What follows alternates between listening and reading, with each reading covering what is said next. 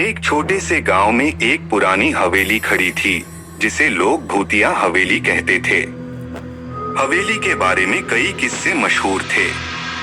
कहा जाता था कि हवेली में रात के समय अजीब अजीब आवाजें आती थीं और कभी कभी लोगों ने वहां एक बुरी आत्मा को देखा भी था। एक दिन गांव के एक साहसी युवक ने हवेली में रात बिताने की ठानी।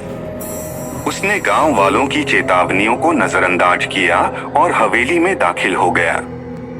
हवेली का हर कमरा जर्जर और अंधेरा था और हर कोना सन्नाटा छाया हुआ था।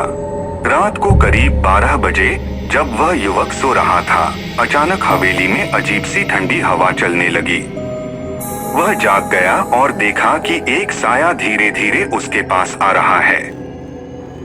साया एक महिला का था जो सफेद साड़ी में लिपटी हुई थी और उसकी आंखें लाल चमक रही थीं। युवक ने हिम्मत जुटाते हुए साया से पूछा, तुम कौन हो?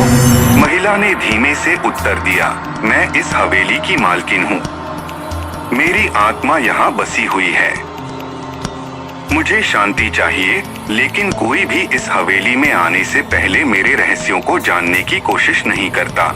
युवक ने देखा कि महिला की आंखों में दर्द और उदासी की गहराई थी। उसने तुरंत समझा कि यह आत्मा शांति की तलाश में थी। उसने हवेली के पुराने दस्तावेजों को खंगालना शुरू किया और पाया कि महिला एक अमीर जमींदार की पत्नी थी जिसे साजिश के तहत मार दिया गया था। उसके शव को हवेली के तहखाने में छुपा दिया गया था। युवक ने पुलिस को सूचित किया और तहखाने में शव को ढूंढा गया। शव को ठीक से दफनाने के बाद हवेली की आत्मा को शांति मिली और हवेली से अजीब आवाजें आनी बंद हो गईं। गांव वाले फिर से हवेली को एक सामान्य जगह मानने लगे और युवक की बहादुरी की कहानियां गांव में फैल गईं।